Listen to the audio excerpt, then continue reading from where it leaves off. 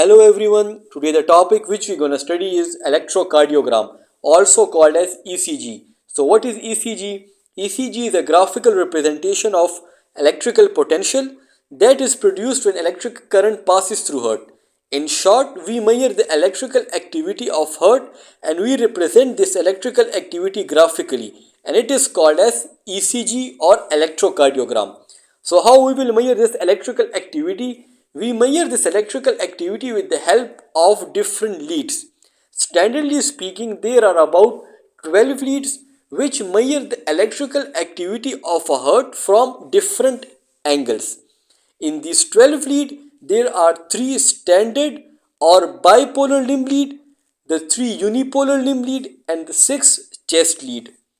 These bipolar limb lead, also called as bipolar standard lead, are designated as L1, L2 and L3. The L1 measure the difference of potential between left arm and right arm. The L2 measure the difference of potential between right arm and the left leg, while the L3 measure the difference of electrical potential between left leg and the left arm. So by measuring these electrical potential, we are viewing at the electrical activity of a heart from 3 sides. The lead 1, with the help of lead 1, we are seeing the heart from this side. With the help of lead 2, we are viewing the heart from this side, and with the help of lead 3, we are viewing the heart from this side.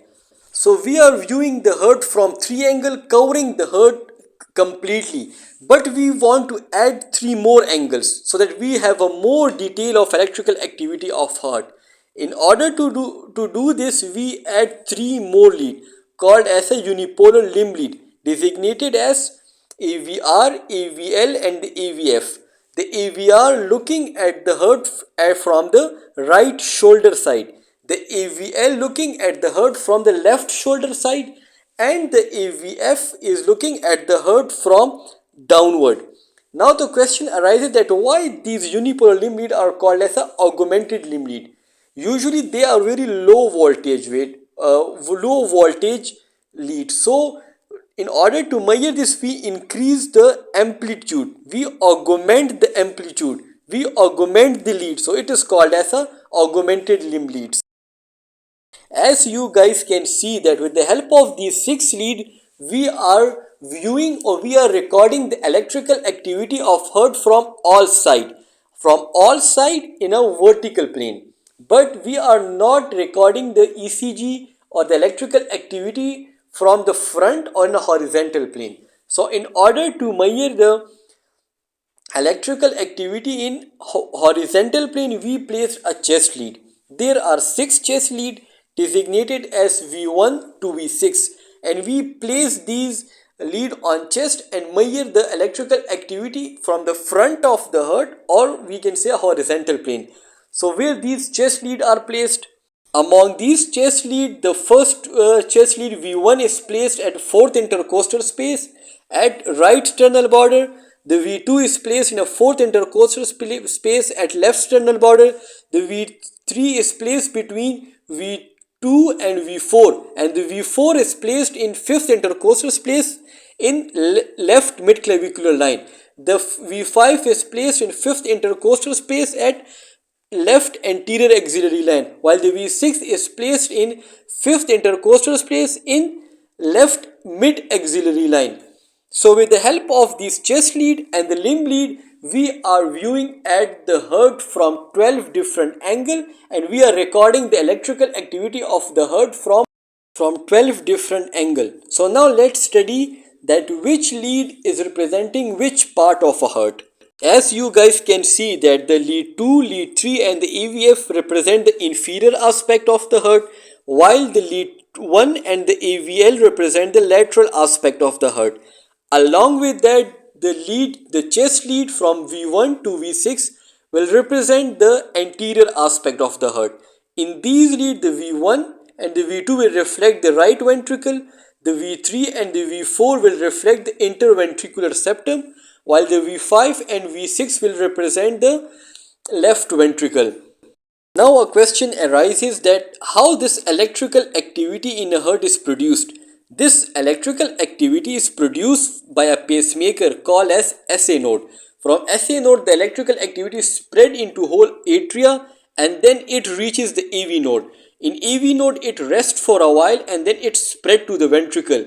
In ventricle, first it reach a bundle of his, then it spread to the right and left bundle branch, and then it spread to a Purkinje fiber.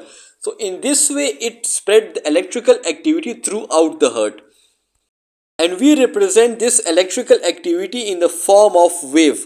It consists of a P wave which correspond to the atrial depolarization. Then there is a PR interval. It is a time taken from the electrical activity to reach from SA node to AV node. After that, there is a QRS complex. The QRS complex corresponds to the ventricular depolarization, and at the end there is a T wave. The T wave corresponds to the ventricular repolarization.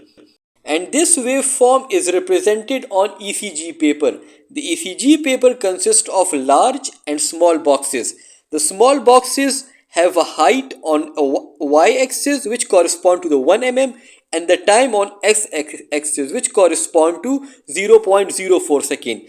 The 5 small boxes combine to form one large box. So the one large box has a height of about 5 mm on y-axis and a time duration of 0.20 second on x-axis. So by doing calculation, the 0.2 second will correspond to the 5 mm. So 1 second will be equal to 5 divided by 0.2 will equal to 25 mm. So the recording speed of ECG is 25 mm. Other than boxes, the ECG paper also have an isoelectric line, and the waves are measured either above showing positive deflection or below showing negative deflection.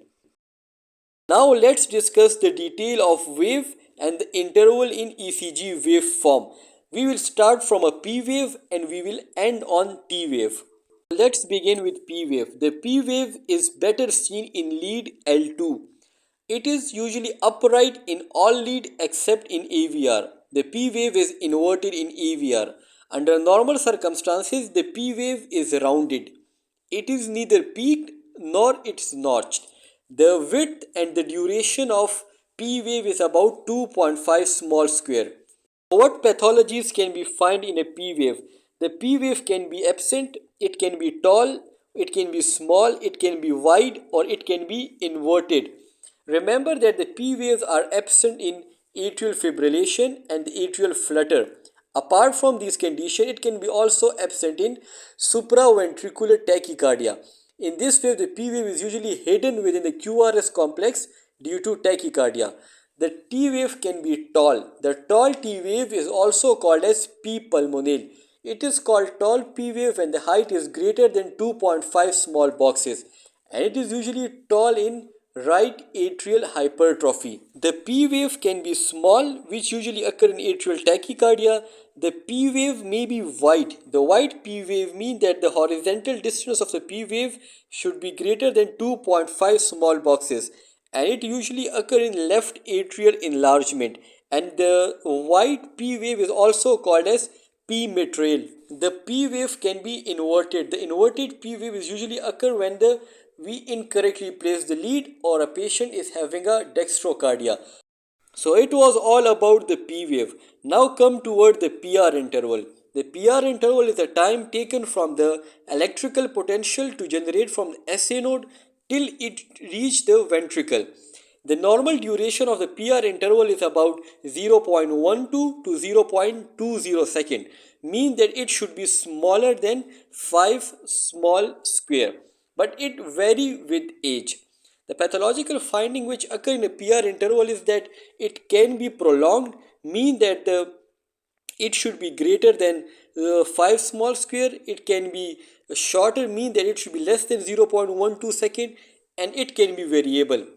The prolonged PR interval occur in a first degree heart block.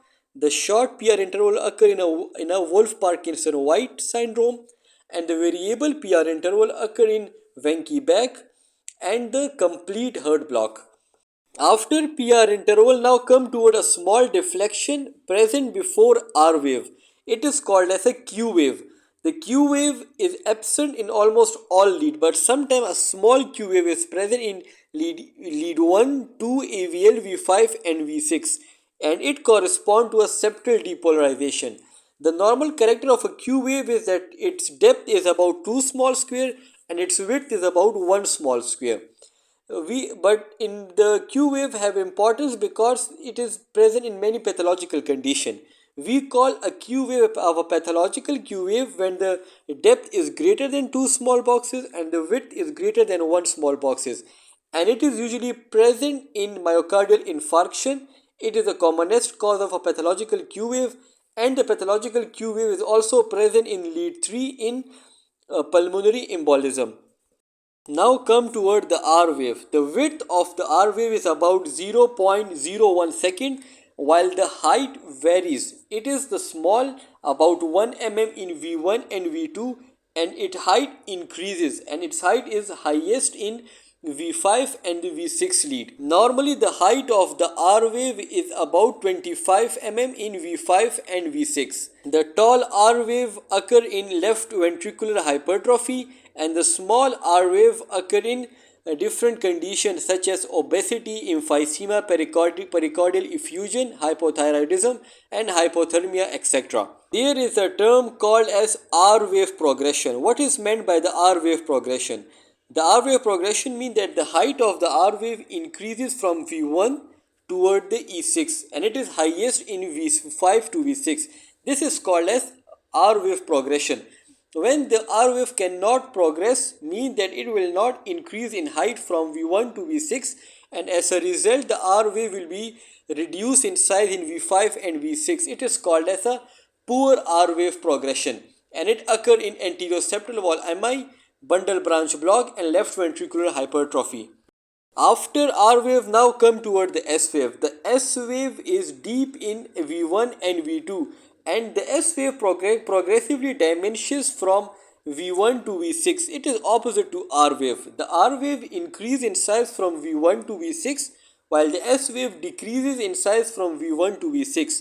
But in V3 the R and S wave will be equal to each other because the V3 correspond to the interventricular septum. So at the interventricular septum, the R and S wave will be equal. Now come toward the QRS complex. The QRS complex starts from the Q wave and end on a S wave. It is usually elevated in lead L1, AVL, V5 and V6. The abnormality associated with QRS complex is that it can be of high voltage, low voltage, or it can be a wide QRS complex. The high voltage QRS complex occur in ventricular hypertrophy and Wolff-Parkinson-White syndrome. The low voltage QRS complex occur in hypothyroidism, pericardial effusion and emphysema, while the wide QRS complex it occur in a bundle branch block. It can be a right bundle branch block and the left bundle branch block. Now come toward the ST segment. The ST segment is usually present on an isoelectric line. Sometimes it may be mildly elevated. Elevation up to 1 mm is considered normal, but when it is elevated greater than 2 mm, it is called as a pathological, and it is present in ST elevated myocardial infarction, transmetal angina, and may be present in a hyperkalemia. Apart from that, it is also present in acute pericarditis, and the ST depression means that the ST lies below the isoelectric line. It is usually present in acute myocardial infarction, mainly the non-ST elevated MI. Apart from NSTEMI, it is also present in digoxin toxicity.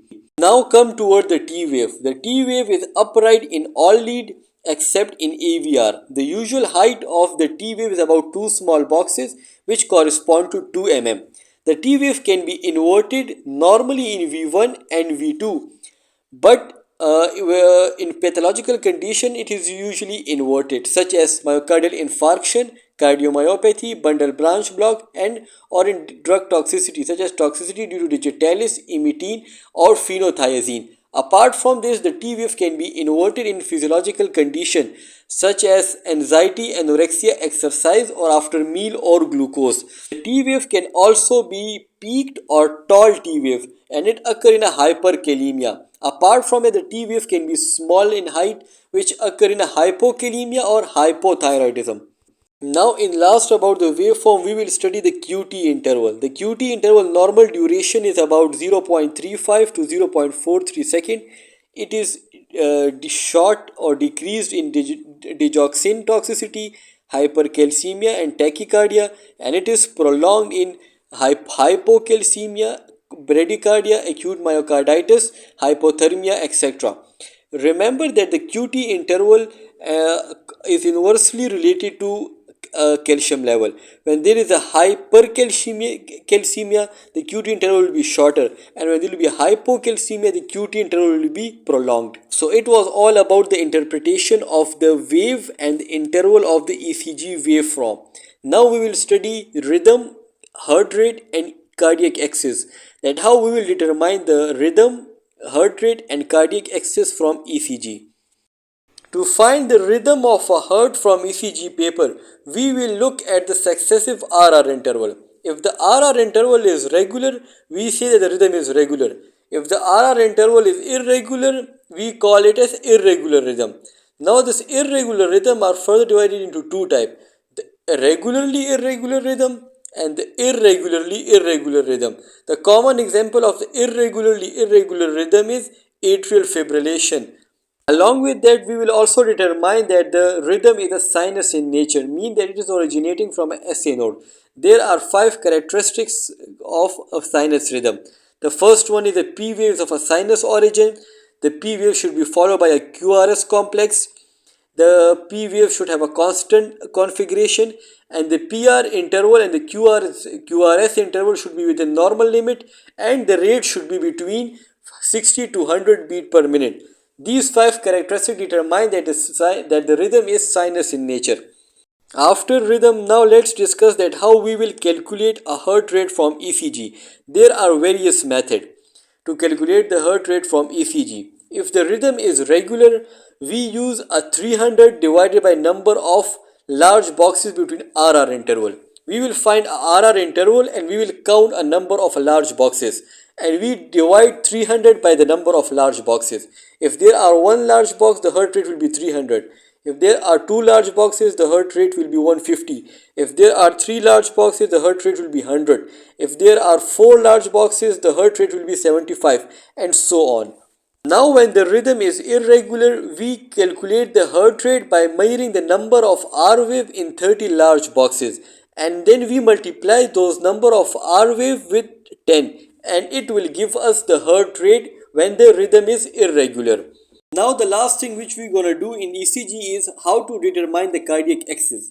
The first thing is, what is cardiac axis? The cardiac axis is the sum of all the depolarization wave when the ventricle is seen from the front. It can be normal. The normal cardiac axis lies between minus 30 to plus 90. You guys can see in this graph that if the cardiac axis lie between this area, this will be a normal cardiac axis. The cardiac axis can deviate toward the right, toward the left, and toward the extreme axis deviation. Now the question arises that how we will determine the cardiac axis on ECG paper. To determine the cardiac axis on ECG paper, we notice the QRS complex in lead L1 and L2. If the QRS complex is positive in both lead L1 and L2, it means that the axis is normal. It lies between minus 30 to plus 90 degree. If the QRS complex is positive in lead 1 but negative in lead 2, it indicates that there is a left axis deviation, and the cardiac axis lie between minus 30 to minus 90 degree, and it usually occurs in left bundle branch block. And in contradictory, when the QRS complex is negative in lead 1 but positive in lead 2, it usually indicate a right bundle branch block, mean that the cardiac axis lie between plus 90 to 180 degree, and it usually occur in right ventricular hypertrophy or right bundle branch block. But remember that these variation is not always associated with pathological condition. It can be occur in a normal individual, such as the left axis deviation is normal variant in advanced ages, while the right axis deviation is a common in children and young adult. The last thing is to determine the extreme axis deviation on ECG paper. To determine this, we look at the lead AVF and the lead 1. If the QRS complex in both of these leads is deflecting downward, it will show the extreme axis deviation, mean that the cardiac axis lie between plus 180 to minus 90 degree. So it was all about the cardiac axis. So we are done with ECG. If there are still any question, you guys can ask, and stay tuned for more update.